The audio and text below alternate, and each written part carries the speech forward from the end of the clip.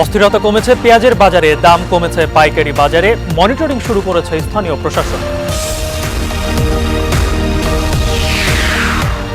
দিল্লির অনুমতি না থাকায় 4 দিন ধরে পেট্রোপোলে আটকা আছে পেঁয়াজের শতাধিক ট্রাক, নষ্ট হওয়ার শঙ্কা, ক্ষতির মুখে ব্যবসায়ীরা।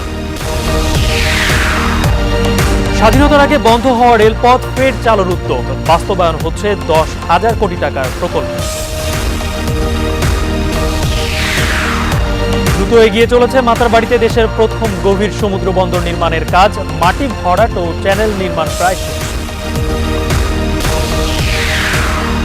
কর্মচাঞ্চল্য নেই বুড়িমারি স্থলবন্দরে, কমেছে আমদানি রপ্তানি, দেখা দিয়েছে রাজস্ব ঘাটতি, কর্মহীন হাজারো শ্রমিক।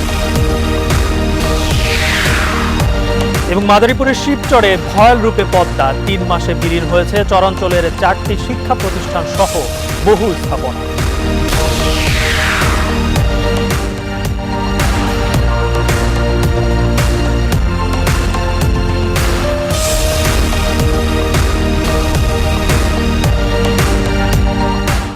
রেইনবো অলরাউন্ডার এক্সটেরিয়র পেইন্ট, বাংলাদেশের আবহাওয়া উপযোগী একমাত্র পেইন্ট। স্বাগত নিউজ 24 দেশ সংবাদে, সাথে আছে আমি গালিব ইবনে রিয়াজ। দেখছিলেন শিরোনাম, এবারে বিস্তারিত। নারায়ণগঞ্জে মসজিদে বিস্ফোরণের ঘটনায় জ্বালানি মন্ত্রণালয়ে তদন্ত প্রতিবেদন জমা দিয়েছে তিতাস কর্তৃপক্ষ। এ নিয়ে সচিবালয় তদন্ত কমিটির প্রধান ব্রিফ করছেন, সরাসরি যুক্ত হচ্ছে ব্রিফিংয়ে। ছিল তার অবৈধ বিদ্যুৎ সংযোগ এবং গ্যাস নিয়ে ছিল এই ধরনের তার কাজের পারফরম্যান্স লেস। যখন সে পেয়েছে এই ধরনের একটা দুর্ঘটনা ঘটে গেছে, তখন এমনও হতে পারে যে আমাদেরকে আপনাদেরকে বুঝ দেওয়ার জন্য একটা কথা সে বলেছে, সেটা সে এখন কভার করতে চাচ্ছে। এবং আরেকটা হতে পারে, আমরা তাদের কাছে জিজ্ঞেস করেছিলাম যে না, আপনার এখানে অবৈধ বিদ্যুৎ সংযোগ কেন? তখন উনি বলেছেন যে রোজার মাসে আমি ফোন করে মৌখিক অনুমোদন নিয়ে আমি সিঙ্গেল ফেজ বা একটা অবৈধ সংযোগ লাগিয়েছি। এটা তো তিতাসের কথাটা বললেন। বিদ্যুতের সংযোগটা যদি সে এই ধরনের অবৈধভাবে নিয়ে এখনো তার মসজিদে বিদ্যমান থাকে, তাহলে আপনি তার কথাটাকে অবশ্যই স্ট্যান্ডার্ড ধরবেন না, অবশ্যই স্ট্যান্ডার্ড ধরবেন না। কারণ যে মসজিদের সভাপতি অবৈধভাবে বিদ্যুতের সংযোগ লাগিয়ে এসি চালাচ্ছে, তার কথাটাকে আমাদের কাছে গ্রহণযোগ্য হতে পারে না। ধন্যবাদ। মাননীয় প্রতিমন্ত্রী, প্লিজ, আমি অনেকবার 4টা প্রশ্ন অলরেডি হয়ে গেছে, আমি 7টা প্রশ্ন দিবেন বলেছেন। শুরু থেকে আমাদের যেই পরিচয়টা দিয়ে নেন সবাই। আমার নাম ইশরাত জাহান রুমি, আমি ডিবিসি নিউজে কাজ করি। হ্যাঁ, আপনি যে রিপোর্ট দিলেন তার মধ্যে আসলে টু মাচ টেকনিক্যাল টার্ম আছে, যা আসলে সবার পক্ষে, সাধারণ পাবলিকের পক্ষে বোঝা খুব কঠিন। আমি মাননীয় প্রতিমন্ত্রী আপনার কাছে একটু আসলে সাম আপের জন্য যেতে চাই যে তিতাস তার দায় আসলে সে তার মতো করে বলছে যে আমরা এই করেছি এবং এই ঘটেছে। কমিটির কেউ কমিটির যে প্রধান ছিলেন, মসজিদ কমিটির প্রধান, তার কিছু কিছু প্রবলেমের কথা উনি বললেন, কিছু মিথ্যা ছিল, অর্ধসত্য ছিল, নানান রকমের বিষয় ছিল। আপনি কি একটু বলবেন যে আসলে আপনার মানে এই রিপোর্টটা দেখে আপনার আসলে আপনার মতামত কি, যে আসলে এখানে তিতাসের দুটা জিনিস আমি কাজ করি। আচ্ছা, বিবিসির প্রশ্নটা তো অনেকটু বড়, ওটাকে উত্তর দিয়ে নিই না, তারপর হয়তো ঠিক আছে। আমার মনে হয় যে বিবিসির প্রশ্নটা, বিষয়টা হলো যে আমি আর আমাদের সচিব, সিনিয়র সচিব মহোদয় এখানে আছে। এই ঘটনার পরে তাৎক্ষণিকভাবে আমি যখন গেলাম, আমি দেখলাম স্বচক্ষে দেখার বিষয় ছিল দুটো। আমার কাছে যে রিপোর্টটা আসবে, সেই রিপোর্টটা আমি যদি নিজে চোখে না দেখি, তাহলে সেই জায়গাটা যদি আমি নিজে অবলোকন না করি, তাহলে অনেক কিছু হয়তো পিছনে থেকে যাবে। এই কারণে আমার এখানে যাওয়া, প্লাস ওই এলাকায় যারা মারা গেছেন তাদের প্রতি সমবেদনা জানানো আমার একটা বড় বিষয় ছিল। যেটা হয়েছে সেটা হলো, তিতাস বা কেউ, আপনারা জানেন যে এখনো রিপোর্টের বিষয় নিয়ে আমরা কোনো ব্যবস্থা গ্রহণ করি, কারণ আজকে আমি রিপোর্টটা পেয়েছি, এটা মন্ত্রণালয়ের কাছে হ্যান্ডওভার হয়েছে, আমরা সেই অনুপাতে ব্যবস্থা করবো। এবং এটার ব্যাপারেও আমাদের তিতাসের এই রিপোর্টের ব্যাপারেও আমাদের কতটুকু নির্ভরযোগ্যতা আছে সেটা আমরা যাচাই বাছাই করবে মন্ত্রণালয়। আজকে আপনাদের কাছে আমাদের এটা প্রকাশ করার দায়িত্ব হলো যে আমরা একটা সময় দিয়েছি, এই সময়ের মধ্যে একটা রিপোর্ট আমরা পেতে চাই। আমরা একটা হাতে রিপোর্ট পেয়েছি। আমরা তাৎক্ষণিকভাবে কিন্তু 8 জন অফিসারকে আমরা সাসপেন্ড করেছি, এটা আপনাদের কাছে বলি। সেটা দায় দায়িত্ব তাদের ছিল কি ছিল না, সে যাচাইয়ের বাইরে। এবং এখন ব্যবস্থা না হবে যে পরবর্তীকালে যে প্রশ্নগুলো আসছে, আমি শুনছিলাম সে প্রশ্নগুলো, কিন্তু এটাও একটা বিষয়, তদন্ত রিপোর্টের বিষয়। সে প্রশ্নের ব্যাপারেও কেউ কারো দায়িত্ব কিন্তু এড়াতে পারে না, আমি মনে করি। আমি আগেই প্রথমে আমার বক্তব্য শুরুতে বলেছি যে সবাই সব জায়গার থেকে যদি আমরা দায়িত্বশীল হতাম, তাহলে এই ধরনের ঘটনা কখনোই ঘটার সম্ভাবনা ছিল না, আমরা এড়াতে পারি। এটা আমাদের কাছে খুব বড় সাবধানবাণী এবং কস্টলি সাবধানবাণী আমি মনে করছি। সুতরাং আমি আশা করব আপনাদের কাছ থেকে যে আপনারা আপনাদের জায়গা থেকে যে পরিমাণ আমাদেরকে সহযোগিতা করে আসছেন সবসময়, ভবিষ্যতেও এই জায়গায় যদি কোনো গাফলতি থাকে সেটা যেন আপনাদের কাছ থেকে আমরা সমর্থনটা পাই। আজকের এই রিপোর্টের ব্যাপারে আমরা এই রিপোর্টটা নিয়ে আমরা মিনিস্ট্রিতে আমরা পরবর্তী সিদ্ধান্ত নিব, কার কি দায়িত্ববোধ, কার কি দায়িত্ব গাফলতি আছে। তিতাস তার নিজের ইনভেস্টিগেশন রিপোর্টে তিতাস নিজের কথা বলেছে, আমরা মিনিস্ট্রি থেকে এটা যাচাই বাছাই করে আমরা সেইভাবে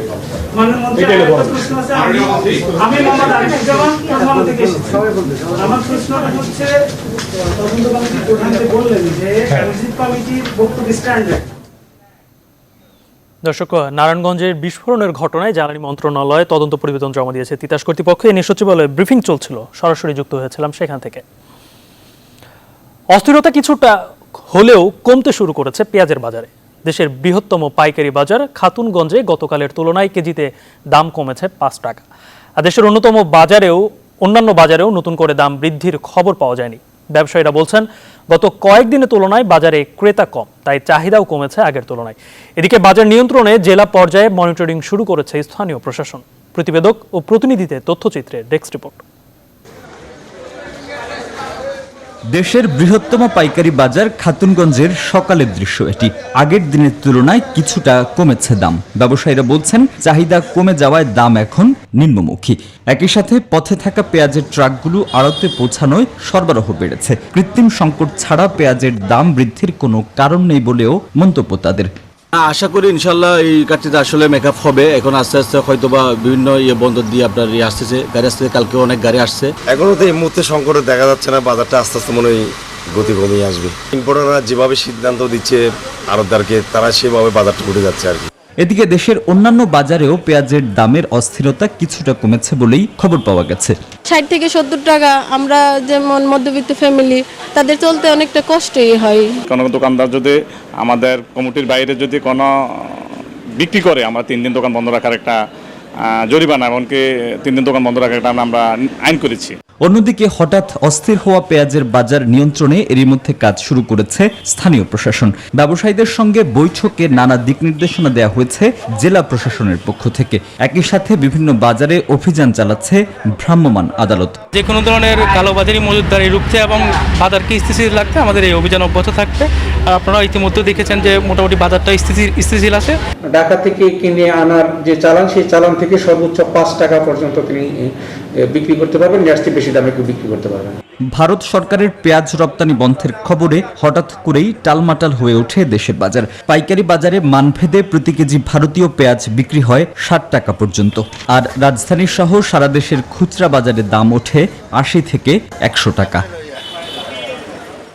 ডেস্ক রিপোর্ট, নিউজ 24। পেঁয়াজ আমদানি রপ্তানি জটিলতায় গত 4 দিন ধরে ভারতের পেট্রাপোল বন্দরে শতাধিক ট্রাক আটকে পড়েছে।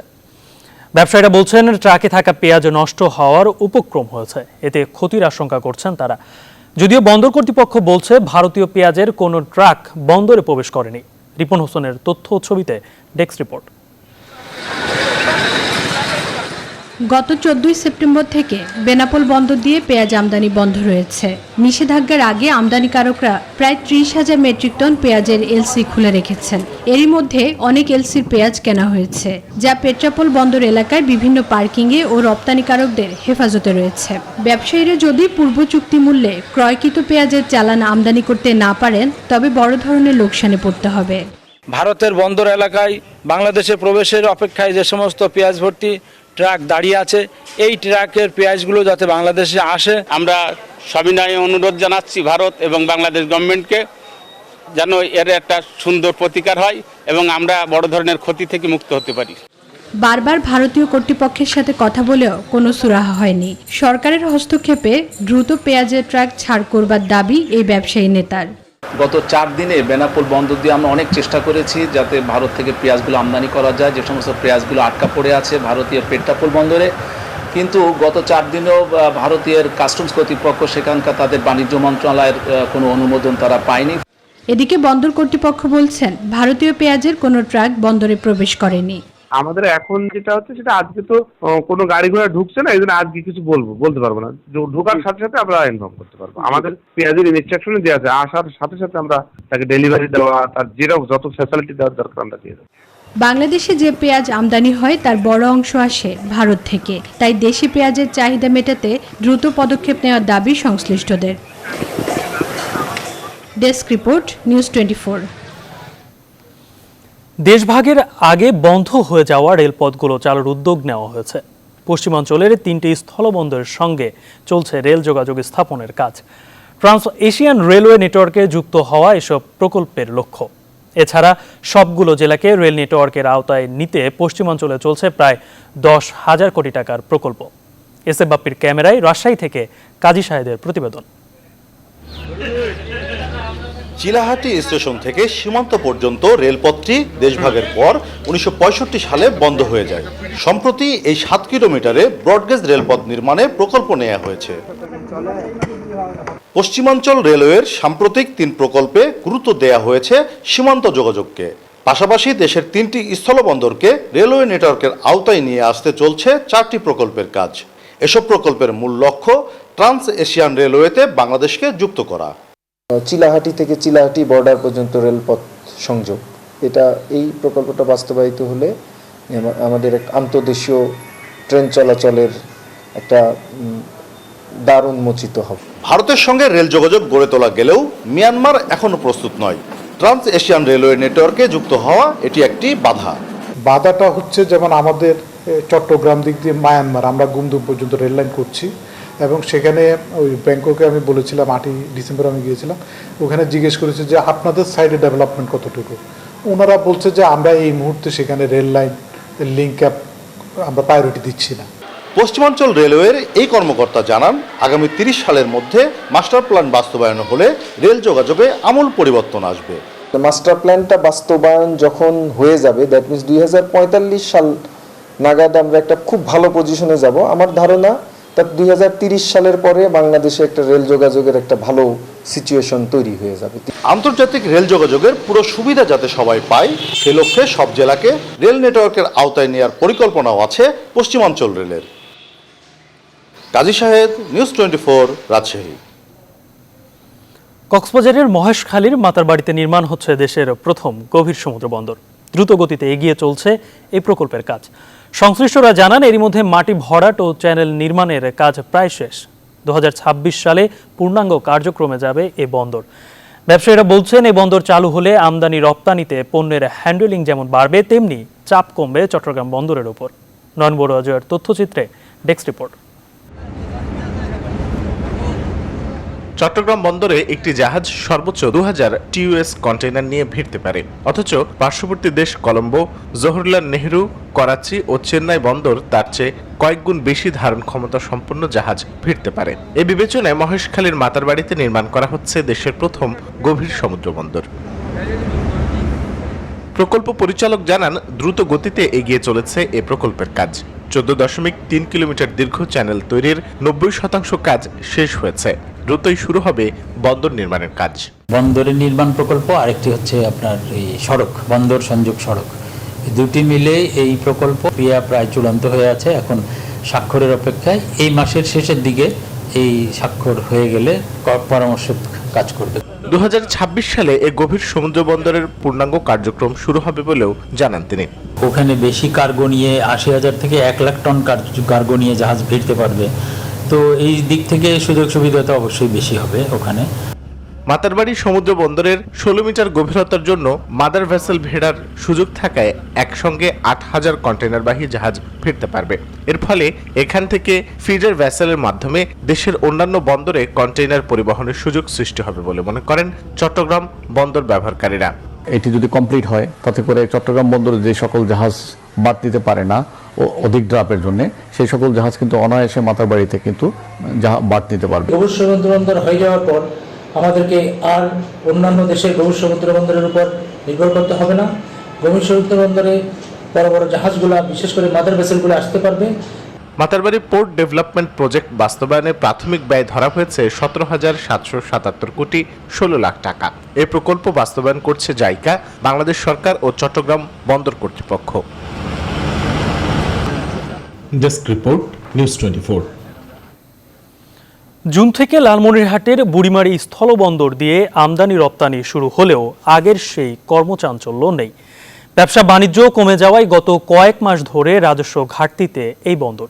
সে সঙ্গে ভারত থেকে আসা গাড়ির সংখ্যা কমে যাওয়ায় বন্দরকে ঘিরে কর্মরত হাজারো শ্রমিক কর্মহীন হয়ে মানবেতর জীবন কাটাচ্ছে। রেজাউল করিম মানিকের তথ্য ছবিতে ডেস্ক রিপোর্ট। দেশের দ্বিতীয় বৃহত্তম বুড়িমারি স্থলবন্দর। অবস্থানগত কারণে বন্দরটি ভারত, নেপাল ও ভুটান এই তিন দেশের সঙ্গে সরাসরি বাংলাদেশের যোগাযোগ স্থাপন করেছে। মূলত পাথর নির্ভর হলেও চাল, গম, পেঁয়াজ ও ঔষধ সহ বিভিন্ন পণ্য এ বন্দর হয়ে ভারত থেকে বাংলাদেশে আসে। করোনা ভাইরাসের কারণে দীর্ঘদিন আমদানি রপ্তানি বন্ধ থাকায় বুড়িমারি স্থলবন্দরের রাজস্ব আয় কমেছে। জুনের 10 তারিখ থেকে কার্যক্রম শুরু হলেও এখনও তা চলছে স্বল্প পরিসরে। ব্যবসায়ীরা জানান, করোনা পূর্ববর্তী সময়ে বুড়িমারি স্থলবন্দর দিয়ে প্রতিদিন 600 থেকে 700 ট্রাক আসা যাওয়া করত। সেই সংখ্যা এখন কমে দাঁড়িয়েছে 200 থেকে 250 ট্রাকে, যার প্রভাব পড়েছে বন্দরে কর্মরত হাজারো শ্রমিকের জীবিকায়। গাড়ি আগে ঢুকতো মনে করেন প্রতিদিন 1-150 করে গাড়ি ঢুকতো, এখন ঢুকে 40-50টা গাড়ি ঢুকে। এমন অবস্থা যদি এভাবে চলতে থাকে দেখা যাচ্ছে যে বুড়িমারি স্থলপথে এখানে অনেক হাজার হাজার লোক বেকার হয়ে যাবে। আমাদের কোনো কর্মস্থান নাই, আমরা পারতেছি না কোথাও যে কারো বাড়িতে কামলা দিতে পারতেছি না, অটো চালাইতে পারতেছি না, রিক্সা চালাইতে। করোনাকালীন পরিস্থিতির সম্পূর্ণভাবে যখন আমরা উত্তরণ করতে পারবো, আমি বিশ্বাস করি আমাদের এই বুড়িমারি স্থলবন্দর আরও এক ধাপ এগিয়ে যাবে। ব্যবসা বাণিজ্য কমে যাওয়ায় গত কয়েক মাস ধরেই রাজস্ব ঘাটতিতে এ বন্দর। ইন্ডিয়া থেকে আগে যেখানে 400 থেকে 500 গাড়ি আসতো, 650 পর্যন্ত ডেলিভারি ছিল। এখন 8টা থেকে 3-3:30 পর্যন্ত ডেলিভারি হয়। এই গাড়িগুলো আবার ব্যাক করতে হবে, টার্মস এন্ড কন্ডিশনে চলতেছে। গাড়ি কম আসলে রাজস্ব কমবে, গাড়ি যত বাড়বে রাজস্ব বাড়বে। করোনা ভাইরাসের কারণে প্রায় 2.5 মাস বন্ধ থাকার পর 10 জুন থেকে ফের শুরু হয় বুড়িমারি স্থলবন্দরের আমদানি রপ্তানি কার্যক্রম। Desk report, news 24। দেশ সংবাদে নিচ্ছে একটি বিরতি, সঙ্গেই থাকুন, ফিরছে একটু পরে।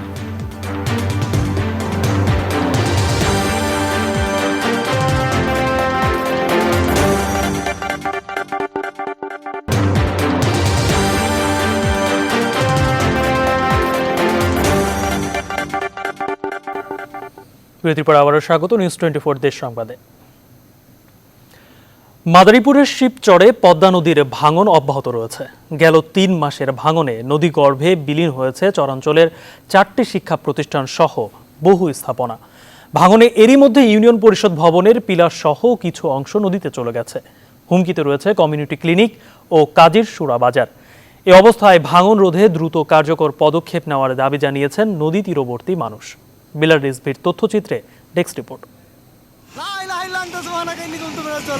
মাদারীপুরের শিবচরের চরাঞ্চলে এভাবেই পদ্মার ভাঙনে নদীগর্ভে বিলীন হয়েছে এসইএসডিপি মডেল উচ্চ বিদ্যালয়ের 3তলা ভবন। শুধু এই ভবনই নয়, গেল 3 মাসের ভাঙনে 4টি শিক্ষা প্রতিষ্ঠান সহ বহু স্থাপনা নদীগর্ভে নিশ্চিহ্ন হয়ে গেছে। স্থানীয়রা জানান, কয়েক বছর আগেও ইউনিয়ন পরিষদের ভবনটি নদী থেকে প্রায় 7 কিলোমিটার দূরে ছিল। বর্তমানে এই ভবনের পিলার সহ কিছু অংশ নদীতে চলে গেছে। এ অবস্থায় ভাঙন রোধে দ্রুত ব্যবস্থা নেওয়া না হলে মানচিত্র থেকেই হারিয়ে যাবে শিবচর উপজেলা। ডাক্তার ক্লিনিক আছে, ওটাও নিয়ে যেতে আছে। ওই যে আলাদা ওখানে স্কুল ছিল, ওটাও নিয়ে গেছে। আমাকে বাঙ্গা এলাকায় আর কি আছে, করার তো কিছু নাই। আর পাকা মসজিদ টসিদ ছিল, এইখানে লয়ে গেছে, ওই কলেজটাও লয়ে গেছে, এরপর ভবনের হেনেও নিয়ে যেতে লাগছে। বাজারটা যে কোনো টাইমে নিয়ে নদীতে নিয়ে যেতে পারে ভাঙ্গা, একবার বাজারের নিকটে গান। পানি উন্নয়ন বোর্ড বলছে, নদী ভাঙন রোধে স্থায়ী প্রকল্প বাস্তবায়নের জন্য টেকনিক্যাল কমিটি গঠন করা হয়েছে। অনুমোদন পেলেই স্থায়ী বাঁধ নির্মাণ কাজ শুরু হবে। আমরা একটি কারিগরি কমিটি গঠন করেছি, যারা ইতিমধ্যে আমাদের প্রকল্পের সাইট ভিজিট করে গেছে এবং একটি কারিগরি প্রতিবেদন বর্তমানে প্রক্রিয়াধীন আছে, যেটি কারিগরি প্রতিবেদন পেলে আমরা বুঝতে পারবো এখানে আমাদের প্রকল্পটি গ্রহণ করা আমাদের ফিজিবল হবে কিনা। শুধু আশ্বাস নয়, পদ্মা নদীর ভাঙন রোধে সংশ্লিষ্টরা দ্রুত কার্যকর পদক্ষেপ নেবে এমন প্রত্যাশা নদী তীরবর্তী মানুষের। Desk report, news 24। নাব্যতা সংকটের কারণে গেল কয়েক সপ্তাহ ধরেই কাঁঠালবাড়ি শিমুলিয়া নৌ রুটে ফেরি চলাচল ব্যাহত হচ্ছে। এতে দুর্ভোগ বেড়েছে দক্ষিণ পশ্চিমাঞ্চলের 21 জেলার মানুষের। তবে কাঁঠালবাড়ি শিমুলিয়া নৌ রুটে কয়েক দফা বন্ধ থাকার পর মঙ্গলবার দুপুর থেকে পালের চর নামে নতুন এক চ্যানেল দিয়ে ফেরি চলাচল চালু করে বিআইডব্লিউটিসি কর্তৃপক্ষ। তবে ফেরি পারাপারে 2 ঘন্টা সময় বেশি লাগার কারণে বৃহস্পতিবার সকাল থেকে এই চ্যানেলটি ফেরি চলাচল বন্ধ ঘোষণা করেছে কর্তৃপক্ষ। এই অবস্থায় উভয় ঘাটে পারাপারের অপেক্ষায় রয়েছে 3 শতাধিক যানবাহন। এদিকে ফেরি চলাচল বন্ধ থাকায় যাত্রীদের চাপ বেড়েছে লঞ্চ ও স্পিড বোটে।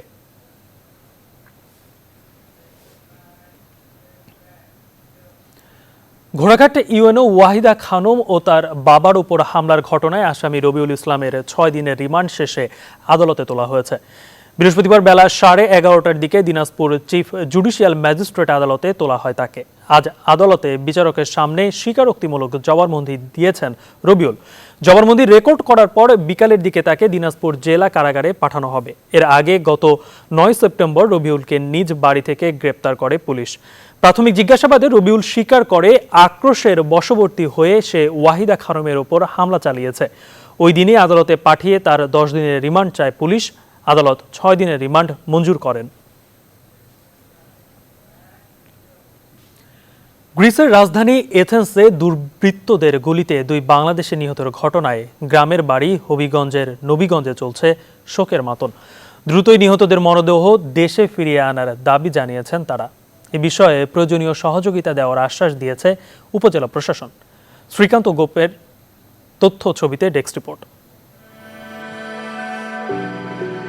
উন্নত জীবনের স্বপ্নে বছর 2 আগে ইরান ও তুরস্ক হয়ে গ্রিসে পাড়ি জমান নবীগঞ্জ উপজেলার কামড়াখাই গ্রামের শাহিন মিয়া।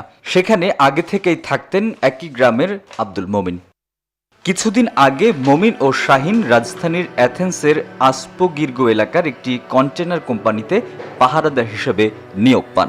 14 সেপ্টেম্বর রাতে কন্টেনারে ডাকাতির সময় বাধা দিলে মোমিন ও শাহিনকে গুলি করে হত্যা করে দুর্বৃত্তরা। স্থানীয়রা মরদেহ দেখতে পেয়ে পুলিশে খবর দেয়। পরে ঘটনাস্থল থেকে ওই 2 জনের মরদেহ উদ্ধার করে স্থানীয় পুলিশ।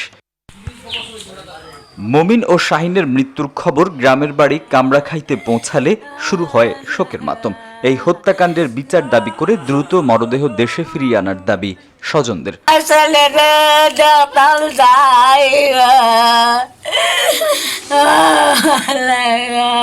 আমরা লাশটা আমরা দেশে আনা হয় আর কি। আমি সরকারের কাছে আমার বিশেষ অনুরোধ।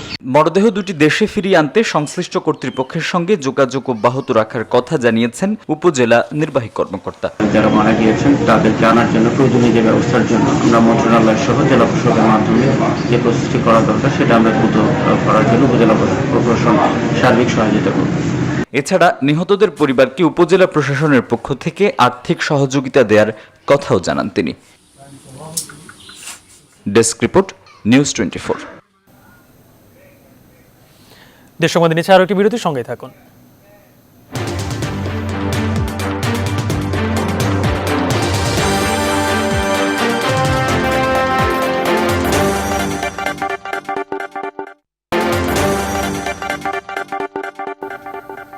বিরতির পর আরো একবার স্বাগত। আপনারা দেখছেন নিউজ 24 দেশ সংবাদ। করোনার ধাক্কায় 6 মাস বন্ধ থাকার পর খুলেছে দেশের প্রত্নতাত্ত্বিক নিদর্শনগুলো। এই বিষয়ে বিস্তারিত জানাতে কুমিল্লার শালবন বিহার ও সিরাজগঞ্জের রবীন্দ্র কাচারি বাড়ি থেকে যুক্ত হচ্ছেন সহকর্মী হুমায়ুন কবির জীবন ও আব্দুস সামাদ সায়েম। শুরুতে যুক্ত হচ্ছেন কুমিল্লার শালবন বিহার থেকে হুমায়ুন কবির জীবন। দীর্ঘ 6 মাস পর আসলে দর্শনার্থীদের জন্য খুলে দেওয়া হয়েছে শালবন বিহার। তো কি বলছে দর্শনার্থীরা?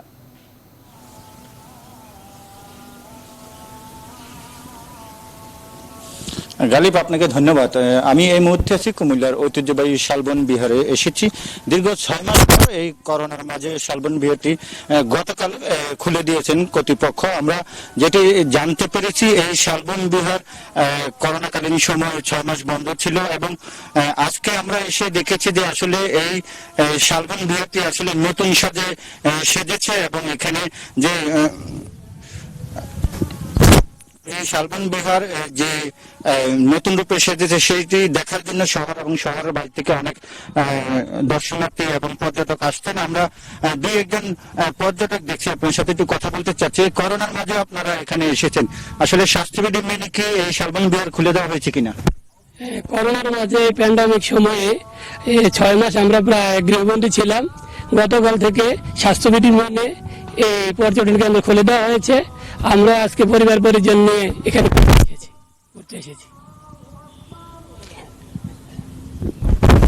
জি ধন্যবাদ। আপনি শুনছিলেন যে পর্যটক বলছিলেন। আমার সাথে আছেন এই শালবন বিহারের পরিচালক, চট্টগ্রাম বিভাগ এবং সিলেট বিভাগের আঞ্চলিক পরিচালক ডক্টর আতাউর রহমান। আপনার কাছ থেকে জানতে চাচ্ছি যে এই শালবন বিহার বর্তমানে পরিস্থিতি কেমন? ধন্যবাদ চ্যানেল 24-কে আমাদের মাঝে এসে নিউজ করার জন্য। এই মানে মহামারী যে করোনা ভাইরাসের কারণে সেই 17 মার্চ আমাদের সাইটগুলো বন্ধ হয়ে গিয়েছিল। ঠিক আজকে 17 সেপ্টেম্বর 6 মাস পরে আমাদের সাইটগুলো খুলে দেওয়া হয়েছে। তো আসলে শুধু শালবন না, আমাদের সারা দেশের যে প্রত্নতাত্ত্বিক সাইটগুলো রয়েছে সেই সাইটগুলোতে মানুষের চাহিদা আছে। তো আসলে গত 6 মাস। জীবন, আপনাকে ধন্যবাদ। দর্শক, এবারে যুক্ত হচ্ছেন সিরাজগঞ্জ রবীন্দ্র কাচারি বাড়ি থেকে আব্দুস সামাদ সায়েম। সায়েম, দর্শনার্থীদের ভিড় কেমন দেখছেন কাচারি বাড়িতে?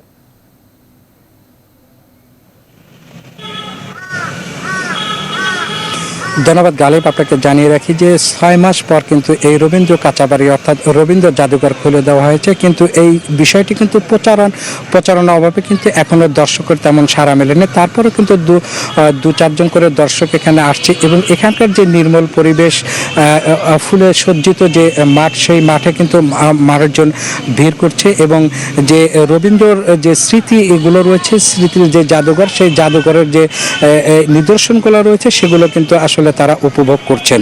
আমি একটু কথা বলবো এই দীর্ঘ 6 মাস পর যারা দর্শনার্থী হিসেবে এসেছে তাদের সাথে। আসলে এই যে 6 মাস পরে আসলেন, আপনাদের আসলে কেমন লাগছে?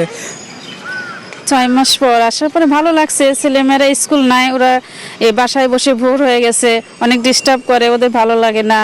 তারপরে আমারও খারাপ লাগে, ওদের সময় বাসায় শুধু আমরাই আছি, আর তো বাইরে কেউ আসা যাওয়া নাই, ওদের খুব খারাপ লাগে। এই জন্য একটু বাইরে বের হয়েছি, ফ্রেশ লাগছে, ওদেরও ভালো লাগবে, এই কারণে আমরা একটু বাইরে বের হয়েছি। ধন্যবাদ আপনাকে। আসলে শুনছিলেন যে এই যে যারা দর্শক রয়েছে, যারা দীর্ঘ 6 মাস বাসা বাড়িতে বন্দী ছিল, তারা একটু মুক্ত হাওয়া, এই যে ফুলে সজ্জিত যে বাগান, এই বাগানে একটু ঘুরে যে মনের যে চাহিদা, মনের যে প্রশান্তি, সেই বৃদ্ধি করছে। তো এই ছিল আমার কাছে সিরাজগঞ্জের রবীন্দ্র কাচারি বাড়ি থেকে সর্বশেষ ফিরোজ গালিব আপনার কাছে। সায়েম, আপনাকে ধন্যবাদ। দর্শক, দেশ সংবাদে নিচ্ছে আরও একটি বিরতির সঙ্গে থাকুন।